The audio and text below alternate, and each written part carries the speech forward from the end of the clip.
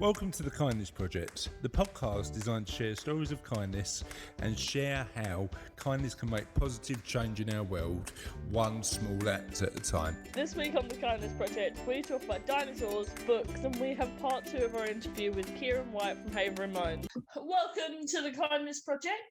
I'm joined by a man whose birthday it is today, and he also seems to have worn his Kindness Project t-shirt. Not that you can see that, but he is wearing his t-shirt. And I'm joined by a girl who got up 10 minutes ago at Charlotte Danes. We are doing today, listeners, a very, very early recording of the Kindness Project because life is so busy at the moment, isn't it? Yeah.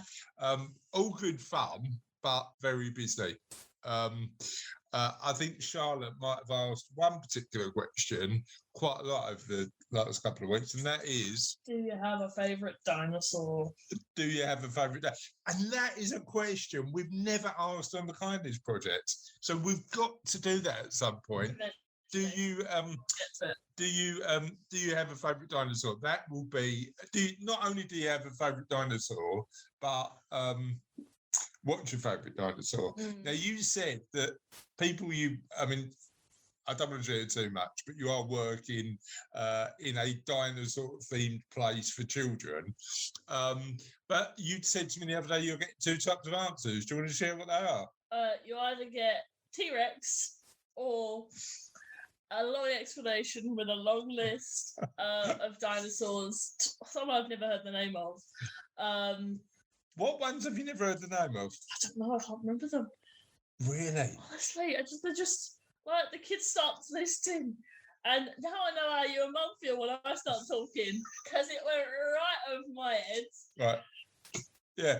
And we're also joined by a man who seems to have the shortest haircut in the world of existence. It's Russell Dames. Have you had a haircut, Russ? I've been it all thin out when I got stressed about this morning. What's your favourite dinosaur, Russ? Unofficial question of the podcast. I don't particularly have a favourite dinosaur. Barney? Sorry? Barney! Barney. Barney is a dinosaur. Barney, you've got T-Rex, you've got pterodactyl, you've got Triceratops, you've got some amazing dinosaurs, and you go for Barney the purple dinosaur. I do. Dinosaur. He lives in our imagination. You loved Barney back in the day. Barney's awesome. I mean, the fact. I mean, I've just finished reading one of your book recommendations, Room, and it's littered with Dora the Explorer. It's full of. I mean, it's quite a dark book in parts, and quite a sad one, but also with an ending that was just the right tone. Yep. You know, but yeah, if you haven't read Emma Donohue's Room or seen the movie, I'd recommend you either read or watch that because it's the theme of it is an interesting one because it starts off very dark. It starts off with a story about a mum who's been kidnapped and her son, but actually. It is about the warmth of humanity by the end, isn't it? And it's all written from the perspective of the son, and he's like such a young kid, and you know when kids are that young, they just don't understand everything. But he doesn't understand pretty much anything about the world because he hasn't had the exposure to it. Yeah, I mean, for me, a lot of it was about perspective. Yeah. And how we see the world through our own eyes, and but part of doing the Kindness Projects and speak to people who are doing great stuff in the world is just to help us remember that there are people doing amazing stuff and sort of maybe shifting our perspective from what we see in the news all day. Yeah, and I remember we had a discussion about the book after you'd finished it, the day after you'd finished it, and you just sat there like half tears in your eyes that you refused to let fall, and it was just like, yes, I finally did it. I finally gave him a book recommendation that almost made him cry. Sorry, was that the aspiration? Was that the aim? You've been trying to make me cry? Oh, for years. No, I'm kidding. I'm kidding. And by books. Just I just books have always been something that's like really important to me. Thank you. And I always feel really emotional when I read a book, when I finish a book. And when you finish books, you seem to just move along. You know what? It depends on the book. Yeah. Depends on the book. And I've been trying to recommend a book to you for years that's like actually stumps you and I mean, Room is definitely that book. You know what I need to reread and rewatch, and it's probably one of our from our generation, Russ. And I remember as a kid, it always used to make me cry. Do you remember Walk the Ship Down? Yeah, I remember it. And it was about, have you ever heard of Walk the Ship Down? I've heard of it. And it was about a bunch of rabbits, and it had that song, didn't it? Friday. Yeah. And that when the rabbits died, spoiler alert, that always made me cry. The spoiler alert's supposed to come before. And when the kid and the mum got out the room, spoiler alert. So is that a spoiler alert? No, you say the spoiler alert before. You watch enough of these videos with spoilers in them. You know you stop at the spoiler alert. Okay. So the it's my birthday today. I'm 44 years young. I'm still quite enjoying myself, and even though my body tells me different, I still feel 25. But all good on that. And then let's move on to the question of the podcast, which is, what job would you never do? Yeah, what job is the job that you think, you know what, just ain't for me? And I think my one is politician, because we had I did some work the other day through the business where we had some engagement with local politics, and our local politician's quite nice. You know, she's trying her best to do a good job, but everything you do as a politician, you don't seem to get the appreciation you deserve. And I know there's a lot of stuff that politicians do that aren't great, but living in a world where everything you do is pretty poor, or perceived as pretty poor, is probably not a world I want to live in. So I'm going to avoid politician. Russ, how about you? Airline pilot, I think. Airline pilot? Why? Yeah, I don't like flying. Fair do. Oh, that makes perfect sense to me. You don't like flying, don't be an airline pilot. Helicopter pilot? No. How do you feel about boats? Oh. I'm fine with boats. We had an experience, Sophie and I had an experience yesterday where we got a speedboat down the Thames. Did you do that yesterday? Yeah. And it was, Russ, it was amazing. They started playing James Bond theme, and you are like belting down the Thames at a rate of knots. It was brilliant. What job would you never do? Something on a boat. I don't like boats. So you're something on a plane. You're something on a boat. I just don't like boats. You remember when we went on that? Where did we go? We went on that holiday and we did boats 2 days in a row, and I did not have a good 2 days then. Well, I like boats normally. I mean, I like a bit of a kayak. I like sort of doing some stuff on boats. The Jersey ferry and the Guernsey ferry are not good fun. I mean, literally, there are sick bags at the front of every seat because it is such a choppy ride, isn't it? And I think you might use just like empty our stomachs. Lovely. But yeah, the Southampton to Jersey ferry, it's a bit of a fun fest. Is that a word? It is now. Anyway, what's your worst job? Let us know using the following channels. Oh, me. Hi. Yes. So on Twitter, why are you living so close to the camera? Anyway, on Twitter, we're at Ola Kindness. On Facebook, you just... I love you, Raz. I love you. Thanks, mate. Sorry. I'll cut that out. Carry on, Charlotte. On Facebook, if you just search into, you can't see what's going on, but it's gradually leaning closer. If you just I've got a human seatbelt. What is going on? I've been held back. if you search the Kindness Project in Facebook, we should come up.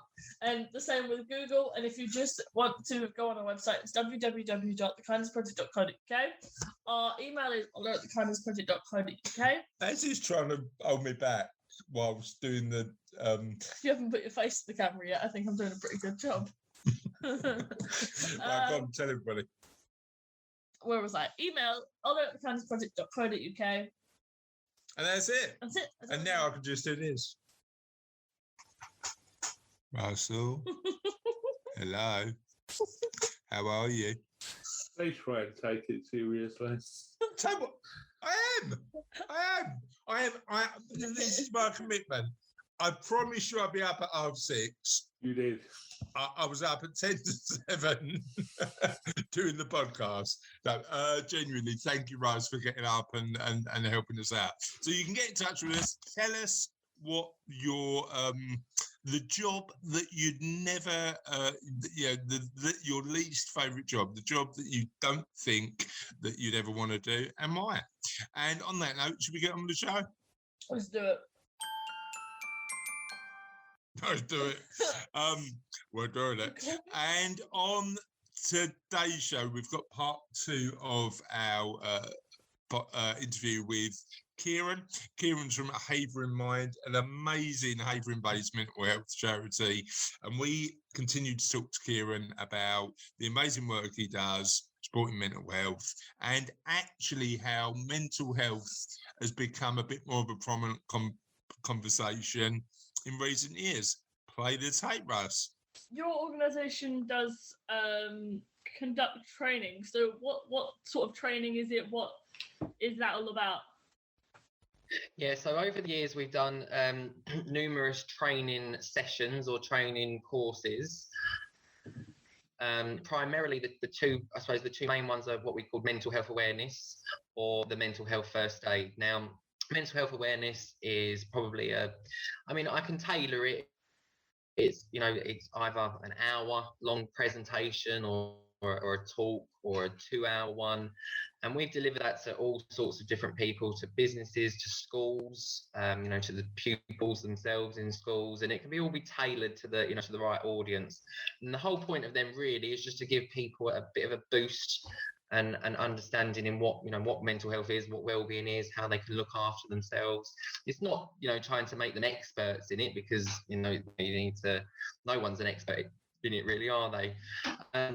And the mental health first aid is a little bit more intensive. It's like a 2-day course, again, a little bit more, a bit more detail about mental health. But we've run them, over the course of a few years now. Over COVID, obviously we couldn't do them in person, so I was doing a lot of virtual stuff, a lot of virtual sessions on Facebook as well.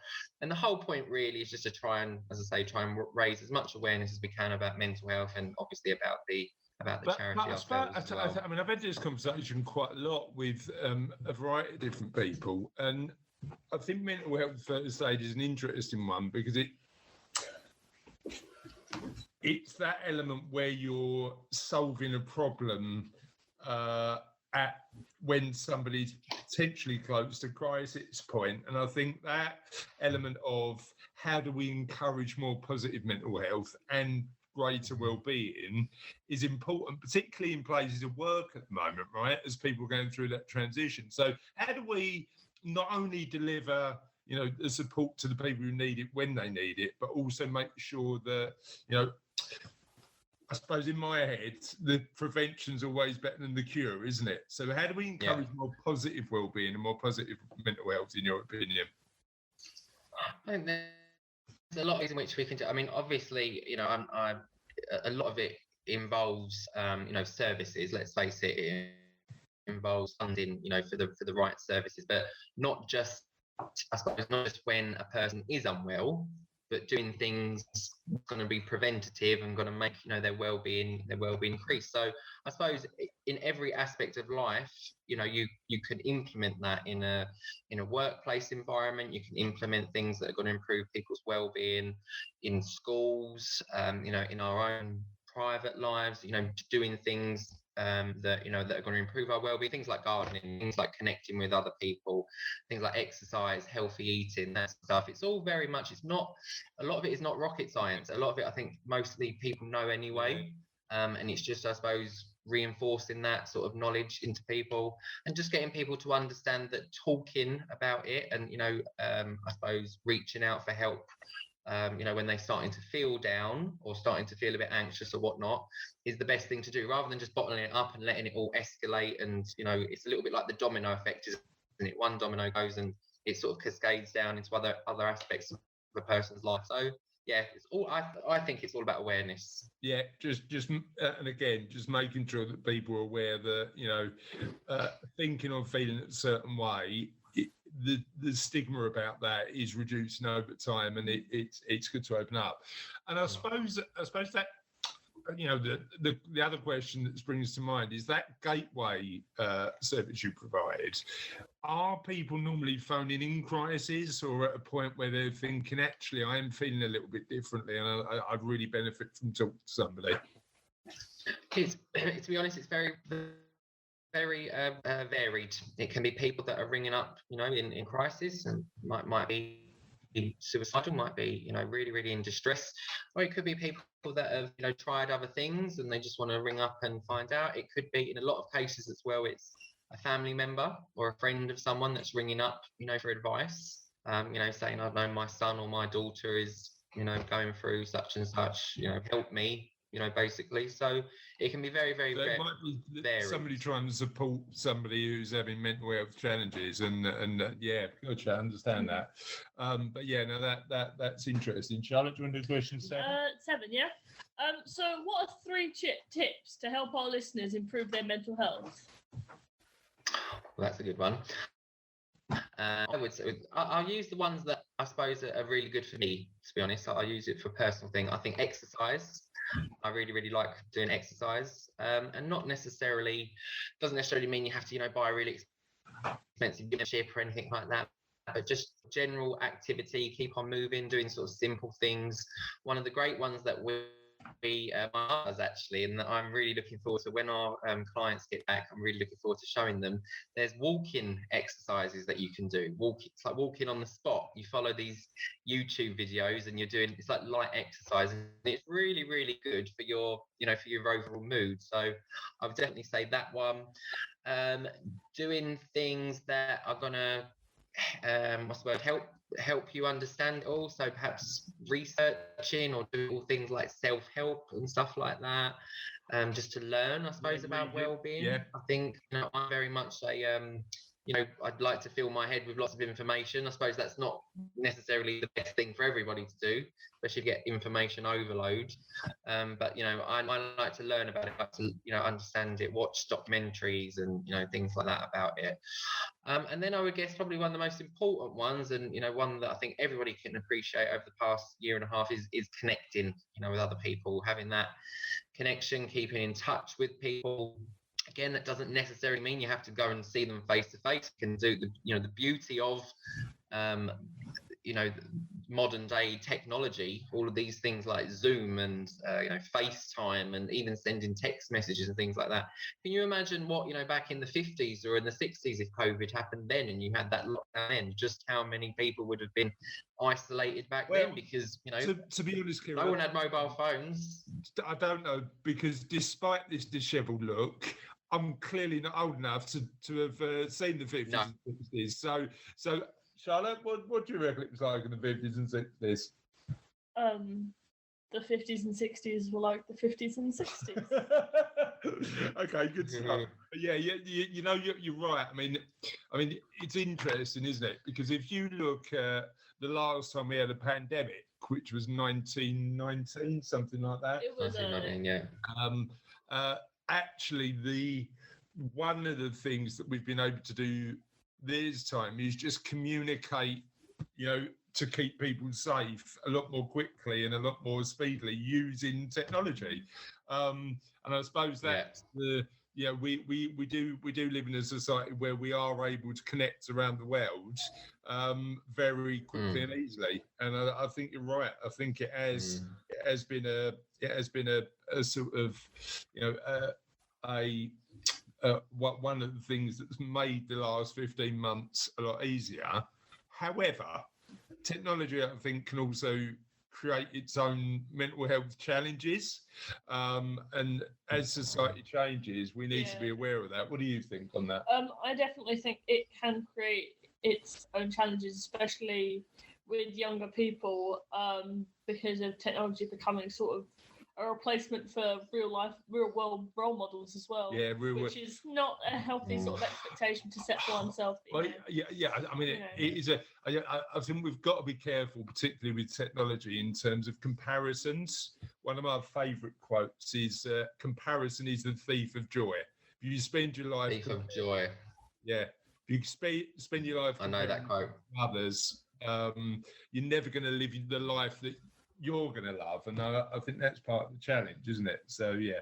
So Charlotte, you've got another question? That's just to add to that. There is a lot when we do our training and in a lot of our groups and stuff. One of the big things that does come up all the time is about the effects of social media. Yeah. In particular with young people, and everything you just said, the comparisons, the having the so-called role models out there, which just they're not the right type of role models, especially with young people. I mean, when I was younger, when you were both younger, the role models would have been I don't know, doctors or nurses or firemen or things like that. These days, the kids, the role models are all people off Love Island and stuff like that. And that's nothing against the people that are in Love Island or your social media influencers and things like that, but they're not. Really, that's not the type, in my opinion, it's not the type of role model that young people Well, it depends on what age you ask, because Charlotte's just said Charlotte's sister and my younger daughter is 9. We think her role model might be a Tyrannosaurus Rex, which when you're 9, maybe that's okay. Maybe that's okay. It's weird how your role models change over time, though, isn't it? Like, sort of, I mean, I'm 43 and I think I've still got people that hopefully I won't compare myself to, but I can learn from now.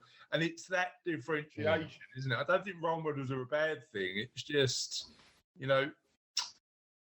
negative comparison you've got to be careful of, because that can really poorly affect. Role models are a part of learning. They always have been. You always have to learn from the role models. And one of the studies done on role models is actually the reason why kids aren't allowed to see violent characters in TV anymore. Really?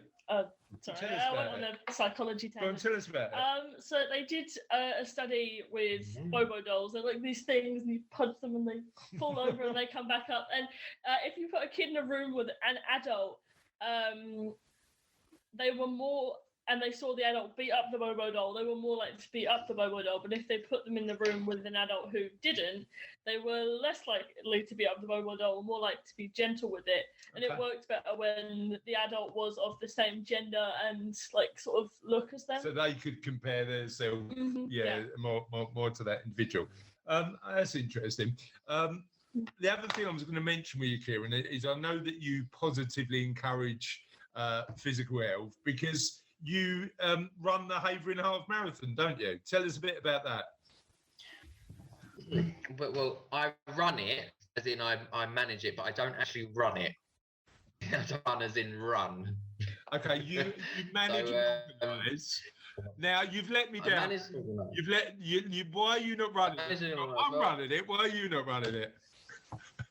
Well, funnily enough, about 4 years ago now, I run the I run the Windsor Half Marathon, and it was one of these events that I'm sure a lot of these half marathons don't let you wear earphones. So I was so used to running, listening to music. Yeah, so I was running it, and all I could do was basically daydream. So I was basically, how sad I am, I was daydreaming about holding my own half marathon in Haverin, and that's basically where the idea comes from. A couple of months later, I done the Brentwood Half Marathon because I actually had my own place in the London Marathon. So I was looking forward to doing that. And unfortunately, after the Brentwood one, I got a slip disc in my back. Oh, so I couldn't do the London one. So, and really, over the past few years, I haven't been able to run properly because I've got problems in my back. Yeah, so I'd like to be able to run it one day. Yeah, I'd like to be able to run it one day, but I'm happy managing this one when it comes in September. Fair enough.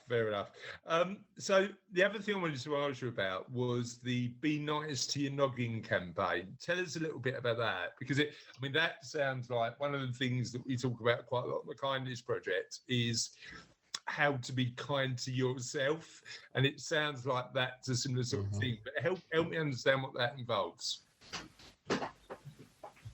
Yeah, so the Be Nice to Your Noggin campaign is a campaign by Havering Council, which they've been delivering now since January. They've been doing it for this year, and it's done in partnership with us. Like we've put them and helped them build that campaign, and it's trying to promote to local residents, the mental health, the importance of looking after your well-being and just generally raising awareness about that. And you probably would have seen it's primarily a series of images or illustrations that have been made by a professional illustrator, a guy called Richard Desani. And yeah, it's just sort of nice, very simple images that I suppose people can people can relate to. They're called noggins because noggin is an old slang term for head. I didn't actually know that, to be honest with you, when I first heard the word. And yeah, I suppose the council have been really good. They've been putting it all across their communications platforms, their social media, sending it out to residents and whatnot. We've been doing the same. Going forward, we would like to, I suppose, incorporate it in our events and, perhaps do pop-up information days in certain places and that around the borough. So yeah, it has been a really, really good campaign. I know they've had great feedback from it. I know we've had great feedback from it as well. Right. So yeah, and it's so simple, just doing things like that. Especially having your local council on board. They obviously have a lot more infrastructure, should I say, than we do. They're able to get a message out there to thousands and thousands of local people a lot better than we can. So yeah, having them on board it's about having that collaboration fundamentally, isn't it, and working together to benefit as many people as you can. Exactly. So how would people who would like to support you or get in touch find where you are? Yeah, so we have a website. So it's www.haveringmind.org.uk. So there's obviously lots of information on there about us and about what we do. The website's actually, hopefully, very soon going to be updated. It's going to have a lot more information on there. They can always give us a call as well, which is 01708 457040, or they can also go on our Facebook page, and there's lots of information on there. I share quite a lot of sort of tips and hints, about your mental health and positive news articles and things like that. I share on there, so they can have a look on the Facebook page too. And then I suppose the last one from me is clearly, as a organisation who's aiming to support as many people as possible, you're always looking to fundraise. That's what you do for a living for Havering Mind. Tell us a little bit about how people can get involved with supporting you as a charity from the fundraising side. Yeah, so there's lots of different things. Primarily we do big, large-scale fundraising events. If there's any local people that want to come to them, they're great days out. We've got one coming up in August, the Essex Tribute Fest and the Essex Family Fest. These are really, really good days out for the family. We do the half marathon, as you mentioned. We do the Haverin Christmas Land as well in December, which is a lovely attraction for Christmas. And then just if generally people want to do different things, we have people doing random things all the time, from quizzes to skydives. I am actually, ironically enough, tomorrow I'm doing an abseil off a building in Stratford tomorrow. I'm really not looking forward to. It's off the orbit. Yeah, I can't actually pronounce it. Is it the Acilar? I just call it the orbit, but I've done the orbit. I'm just going to call it the orbit now from now on. So yeah, I'm abseiling off that tomorrow. The accelerometer. I can never pronounce it either. But I you know what? I've done the slide at the orbit. That's good fun. But the abseil on the orbit was. I've done it twice now. It was amazing. Really good fun. Oh, you've done it. Yeah. Oh, brilliant. Yeah, okay. Well, really. Think of me at 12 p.m. tomorrow. So just over 24 hours away. God help me. What's weird? The weirdest thing about doing the orbit is, I mean, like I've done a couple of abseils for charities now, but that lean back, that first bit where you go, this is clearly not natural. I'm leaning off a building way too high. On the orbit, you've got to put your feet on a ledge and then let yourself down. Well, they might have changed it. It's been a while since you've done it. I don't think they've I don't think they've remodeled the orbit, to be honest. But never know. But I couldn't find the ledge for my feet, so I basically just flopped down and then just embarrassingly let myself down. But it's a really, really good experience. I'm sure you love it. How many people are doing it? I've got that to look forward to. That's great. I wish you hadn't said that now. No, to be fair, though, I have done a skydive in the past. So I've jumped out of a plane, but I think that's a different type of height. Yeah. Did you do it tandem? It was so high, and I was jumping into clouds, so it was, it was a bit different than hanging off a building. Did you do a tandem? Yeah, I'm sure it'd be fine. Do it on your own. Oh yeah.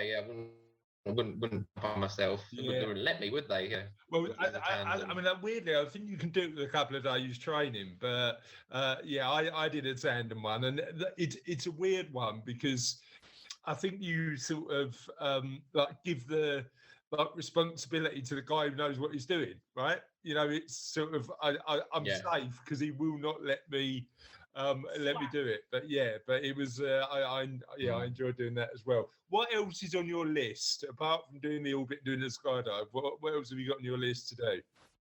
Well, that I'm personally doing, I would like to do a skydive again at some point, and I would like to do some sort of running event. But it's very difficult for I suppose for me to be honest to find the time to do a lot of these myself. Because my job is to promote other people to do them for us. Do you know what I mean? It's to promote members of the community to do it. So yeah, good stuff. All right, well, thank you for joining us today. We really appreciate it. Thank you.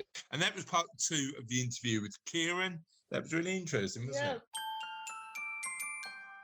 Tis the end of another podcast, but the end is never truly the end because the end is only the beginning of something entirely new. And last week's question of the podcast needs to be answered by you.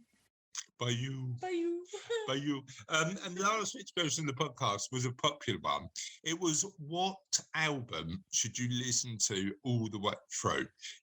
We have now weirdly, I've got a new favourites playlist that came up yesterday. Spotify do a brilliant thing that give you a discovery playlist, and they base it on. I love a discovery. So Spotify do this thing where they'll give you a playlist based on what you already listened to, and say, "Well, you think you might like this," and often it's very, very good. But a couple of bangers, yeah. There's always a couple of bangers in there. I'm adding. I'm already adding one to my playlist. A folk version of The Only Way Is Up by Yaz, which is pretty good. Is that what you've been listening to? I've only listened to 2 so far, but I've been listening to a Discovery playlist. I've done half mine this week. But it's not a competition. The other thing is the sort of death knell of people listening to albums all the way through. And there used to be a bit of a pleasure in listening to an album from start to finish. And I remember particularly when albums tell a story, you want albums to sort of to do that. So you can still do that on Spotify or whatever you use. But there are some there are some amazing albums that you should give a go. These are based on what our listeners have said. So let me just talk through some of these. Jade Jarrett said she's got a few. The Division Bell by Pink Floyd, Given to the Wild by the Maccabees, Origin of Symmetry by Muse, Meds by Placebo. Judy Wedge said Ladies and Gentlemen by George Michael, or any U2, Queen or Bandits album. I'm going to go and let the dog out while you carry on telling our listeners about... I was trying to distract him subtly. He'll bark in a minute. Well, you do it. Okay. Did we get to Clive Jelf? No, Clive Jelf is next. Got it. Okay, so Clive Jelf said the Clash first album, Phantasmagoria. The Damned Anything by Everything But the Girl. Cool. Karina Murray said all of the Beatles albums. I 100% agree with that. Daft Punk, both Random Access and Discovery. Make Yourself, Incubus by Make Yourself, and Make Yourself by Incubus. All of Queen, Billy Joel. Oh, too many to mention. But we'll squeeze in the Doobie Brothers and anything Michael McDonald touches. Now, the weird thing is, I've added a Michael McDonald song to my 2021 playlist. For about 30 years, I assumed Michael McDonald was black. He's actually white. And that was a bit of a revelation. Anyway, Steve Dan said, Tragic Kingdom, no doubt. ABBA Gold, Invisible Touch by Genesis, Complete Madness, The Best of Chaz and Dave, which is a brilliant album, and Kings of the Wild Frontier, Adam and the Ants. You know what's interesting about these choices? You can age people based on their choice. Do you know what I mean? Yeah. Like what their choice of ideal albums are really gives you an insight into the sort of generation they release music. These are albums that came out like 10 plus years ago. I don't know. Some of them are 40 when years I was old. answering this question, I picked an album that came out 3 years ago. Yeah, but then bear in mind that if you're in your 50s, like a lot of our listeners potentially are, they've got 50 years of music to choose from. Plus, I mean, I remember that unlike now where I'm influenced by your music choices, when I was growing up, we only had what albums my dad owned. So you get influenced by the sort of music choices your parents listen to. I don't own any albums. No, I do own a lot of CDs. Yeah. Randomly, I just own a lot of CDs. But Beyonce music now is. But Beyonce is banging, yeah. But music is more shareable now, isn't it? Yeah. Do you know what I mean? It's just one of those things. So Deborah Meyer said, Jeff Wayne's War of the Worlds. Now, as a story album, that is amazing. Queen's Night at the Opera, any Pink Floyd, Genesis, Selling England by the Pound, and Annie Lennox Diva. Ilyas Ayoub said, Displacing the Priest by Nitin Sawani. Catherine Knowles said, Origin of Symmetry by Muse, and There's Nothing Left to Lose by Foo Fighters. Mary Turpin, do you want to do Mary Turpin? Oh, well, this one. I'm gonna. Eve Keith said, Belle and Sebastian, The Boy with the Arab Strap. Guns N' Roses, Lies, Appetite for Destruction, and Use Your Illusions 1 and 2. Aerosmith, Eat the Rich. Eels, Daisy of the Galaxy. I got a bit confused there because Catherine Knowles' name came up again. Oh, right, I was just like... Yeah, has Catherine Knowles got her own album? Has she got another account that she's just using to reply to her own comments? Mary Turpin, Show My Age, The Drifters and the Stones. I think Show My Age was... She thinks she's showing her age by the comment. I got a bit confused there. Fiona Maburgo likes the Sex Pistols, never mind the bollocks. Cut by the Slits, Unknown Pleasures by Joy Division, and The Queen is Dead by the Smiths. Sam Strong likes Abbey Road and Park Life, Idiot by Green Day, Absolution by Muse and Jagged Little Pill. Dave Gammon likes Telecom by Gary Newman. Cassie Dames likes George Michael, Faith, Jagged Little Pill, Alanis Morissette, and Heaven by Rebecca Ferguson, who we saw live the other day, and she was amazing. Justin Gaffney just went for ABBA Greatest Hits Volume 2. Not Volume 1, Volume 2. Yeah, Volume 1's all right, but Volume 2 has got all the bangers in. Oh, that's banging. I like a band who just like releases an early greatest hits. There was, I can't remember who did it a few years ago, but there was a artist who, for their first debut album, just released their greatest hits, just called it greatest hits. I like that. And Dave Forsdyke, friend of the show, who is a musician himself, said The Herd's in Tears for Fears, Hysteria by Def Leppard, and Appetite for Destruction by Guns N' Roses. Good choice. Oh, good job. Oh, we like that. You know what? Guns N' Roses are my sort of go-to, like they are amazing. And Kelly Marie Barker said These Streets from Paolo Nutini, I like that as well, and the Hamilton soundtrack.